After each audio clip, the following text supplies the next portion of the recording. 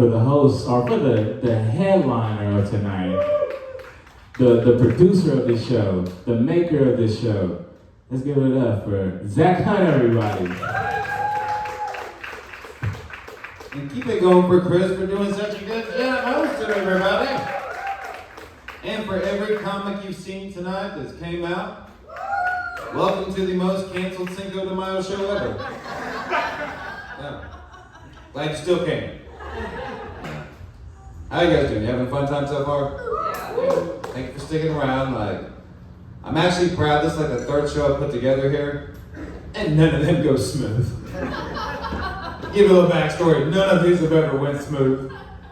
I would say this is probably the best execution. I'm glad every comic is here, came out. They're all great comics, and they did tremendous. But I too recently celebrated a pretty big anniversary. I hit my 2-year anniversary doing comedy. Thank you. But comedy helped me get off of the 3.5-year meth addiction, guys. Thank you. But see, my only bugaboo is we all have that stereotypical meth head in our head, right?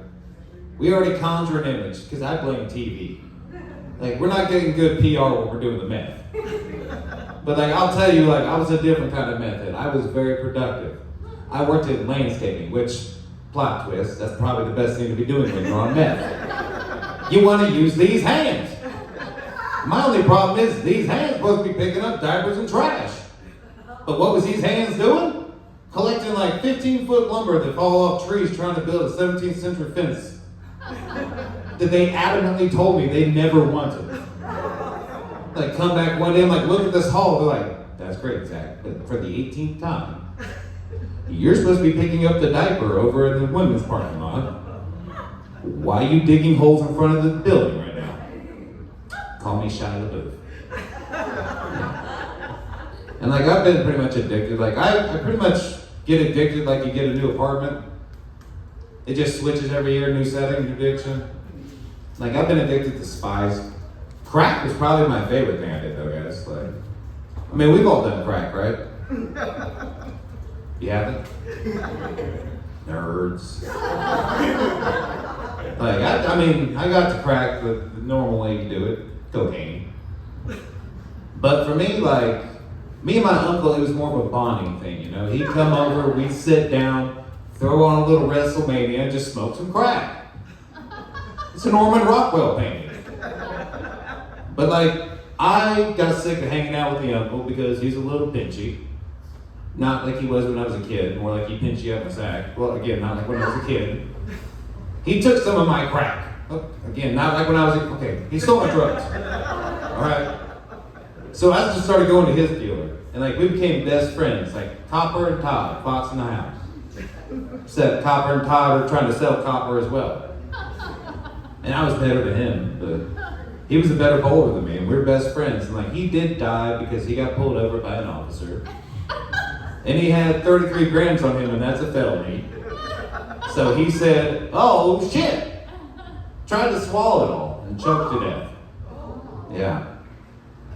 Yeah, it's really hard. I was heartbroken because it's hard to buy crack when they're dead.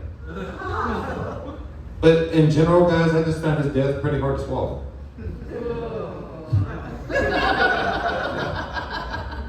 But people often ask me, if you buy a lot of drugs, which I have in my life, it's like a detective agency here. I've heard them all. But when you buy them, you get screwed over at times too. Sometimes somebody oh yeah, this is this. And it's not that. Most weird way I've been burned is I bought 8-ball cocaine one time of the 900 times I've done it in my life. But what was that cocaine? Drywall. Yeah. And I finished it because I'm not a pussy. But it wasn't the kind of plaster that I wanted to be that night.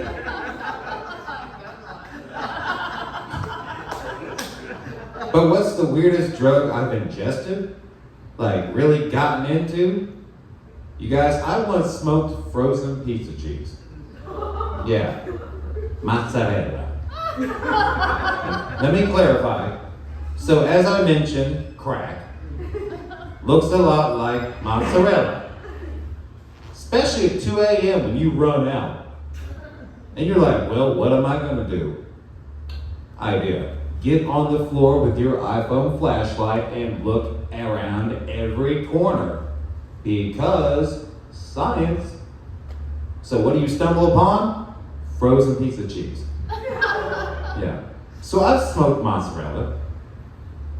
Not proud of it. Wasn't terrible. Still not proud of it. But you guys, have you ever tried to catch a mouse that is on crack? It is impossible. He now owns the apartment. Yeah. But I've been clean, so like I've been doing comedy a lot, and like you occasionally have to conjure up these stories that people don't know about drugs you do. Like when I did meth, and I got a lot of those stories, guys. Like, cause he left, shit. When I did meth, I was a cop myself. We would be bonded, dude. Like, I was trying to solve cold cases on meth. Like, I'm dead ass serious. For 2 days, I would stay up. It's like, oh, what's Fox say is the biggest mystery now? Oh, this girl? Time to get on Instagram. And I would spend no less than, 5 to 7 hours just screenshotting random people trying to solve a murder. As you do. And then I'd call the FBI. As you do. Just don't do it on meth. Because they won't call you back. And then you just look like a poor detective. But like when I did landscaping, like I almost got in trouble for more than the 17th century fences and the digging holes. I had one fight I would get into every day. Because here's the fun fact about meth too. When you do meth, for some reason you get aggravated. I don't get it. For some reason you smoke a little bit of that white malt pipe and all of a sudden you're like, oh, I don't like shit. Like my biggest bugaboo when I smoke meth, because I do it before work like a responsible adult, is I would go out and try to fight geese on foot. And imagine, you got one bright ass yellow employee just like stalking away and trying to take down the geese 5 deep. Undefeated, I'm not gonna lie, I would fight back and hiss back. Easy to do when you're already rich to the sky, dude. But like before that, like I did the crack, talked about that, did the cocaine, talked about that. Have you guys ever heard of Spice? K2? Yeah, because you guys are fucking regular people. So like back when Obama was in office, you could buy this potpourri shit at a gas station called K2. And when it first came out, my buddy's like, yo, you can smoke this, doesn't go up in a drug test. And I was like, well, that's cool, it's also fucking potpourri. Gonna have to hard pass. But then depression came, that rascal bastard. So I was like, well, I guess I'll try this potpourri. And boy, did it fuck me up. Like, especially when I was a correctional officer, I should give you a little context. Yeah. We get drug tested, so I kind of was like, you know what, this might be a thing. And guess what inmates always have on them? Potpourri, apparently. I was finding left and right. I was like, season-free fucking weed. And I'd smoke it, but here's the fun thing about K2. It makes you insane. Like, you either go pretty much brain dead or you're somehow an anomaly. A lot of people would OD. Like, I did, and I just go to work. There seems to be a thing. I think I go to work intoxicated a lot, guys. Like, let's not tell my boss or the cop about it, but like when I did Spice also, like, that's probably when I become the most degenerate in terms of stealing shit. But I would try to be a smart thief. I'd only steal from my family because they're not going to call the cops. No, that's a lie. They do. But you're not thinking that when you want to get high. So like, I go and steal some shit and I'm thinking like, what's the least noticeable thing I can get? For my dad had this huge ass, like, you remember those like turnstile things you put CDs in? He had 3 of them. 3 of them. And I sold 3 of them. 3 of them. And he was pissed. There's no rhyme for pissed. He was just very pissed. And so I had to go to a mental health place against my will, but I was able to outsmart the doctor there because I ate a pot brownie before I went into a mental health place. Fun fact, you sign paperwork intoxicated, that's illegal. And fun fact, when you're high, you remember stupid shit like that. So I got out in 2 days. I won Floor with Cuckoo's Nest myself out. But I've also defended myself in court, guys. Anybody ever done that? Yeah, I know. I look like somebody's definitely done that. Usually dressed like this too. Yama's butler! But no, like, I'm literally 1-1 in terms of defending myself in court. Yeah, that one loss, sober. That one victory, methamphetamine. Yeah. I had somebody try to evict me, and I'm sorry, Percy Harvey. You're dealing with Atticus Twitch right here, okay? Like, I'm gonna get met the fuck up and learn every tenant law Indiana has in 3 days. Try me, bro. And they tried, and they lost handedly. But when I tried to fight a speeding ticket sober, dressed up nicely, $120. Yeah. And I'll end with a story about piss since we've been talking about it. So I'm pretty sure we've all had to take a piss test once, right? I'm sure yours are for like regular reasons, like sports or a job, like court ordered. But like I used to have a fail-safe because I like doing the drugs, so you need pee. And you used to be able to go buy it at the like Spencer's, the novelty stores, called Monkey Whiz with a Z to let you know it's really fake.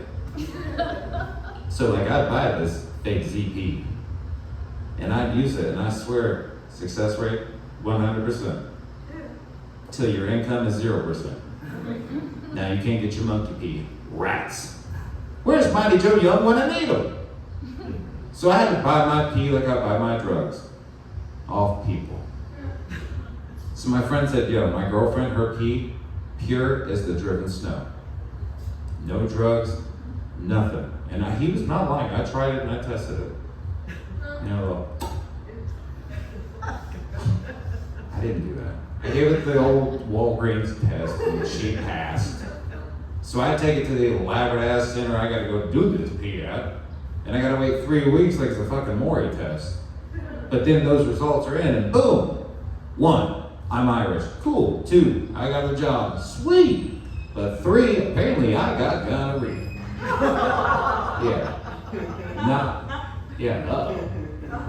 So now I'm faced with this moral dilemma, guys. Did I have to tell my nearest and dearest friend that his girlfriend got gonorrhea from me? All right, thank you.